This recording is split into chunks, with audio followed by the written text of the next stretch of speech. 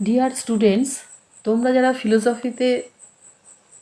Philosophy general subject হিসেবে পড়ছো এবং সেমিস্টার 6-এ পড়ছো, এবং তোমাদের মধ্যে যাদের এসিসি বি অর্থাৎ ভ্যালু এডুকেশন রয়েছে, তো তাদের জন্য আমি একটা সাজেশন করেছি আসন্ন পরীক্ষার জন্য। দেখো, 15 মার্কসের যে কোশ্চেনগুলি রয়েছে, নাম্বার 1-এ রয়েছে মূল্যবোধ শিক্ষা কাকে বলে, বিশদে আলোচনা করো। 2, মূল্যবোধ শিক্ষার অর্থ কী, এই শিক্ষার বৈশিষ্ট্যগুলি সম্পর্কে আলোচনা করো। 3, বিভিন্ন প্রকার মূল্যবোধ সম্পর্কে বিশদে আলোচনা করো। 4, মূল্যবোধ শিক্ষার দ্বারা সমাজে কি সত্যিই কোনো পরিবর্তন আনা সম্ভব, এ প্রসঙ্গে আলোচনা করো যে মূল্যবোধ শিক্ষা মানবাধিকার প্রতিষ্ঠায় সক্ষম কিনা। 5, মূল্যবোধ শিক্ষা কি ব্যক্তির মূল্যবোধ বিকাশের সহায়ক, তোমার মতের সপক্ষে যুক্তি দাও। 6, জাতীয় মূল্যবোধ কাকে বলে, বিভিন্ন প্রকার জাতীয় মূল্যবোধ সম্পর্কে আলোচনা করো। 7, জাতীয় মূল্যবোধের বৈশিষ্ট্যগুলি কী, শিক্ষাক্ষেত্রে জাতীয় মূল্যবোধের প্রাসঙ্গিকতা কী।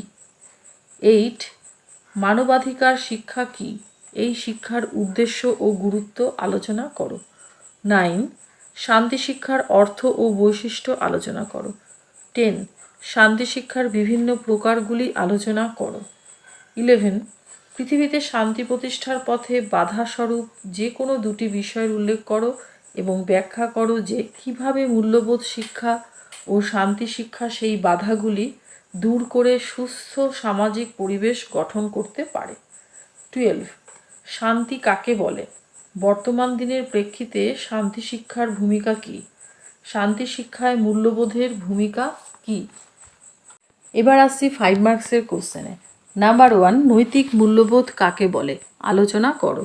2, মূল্যবোধ শিক্ষার উদ্দেশ্য বা লক্ষ্য কী, ব্যাখ্যা করো, যে কোনো দুটি।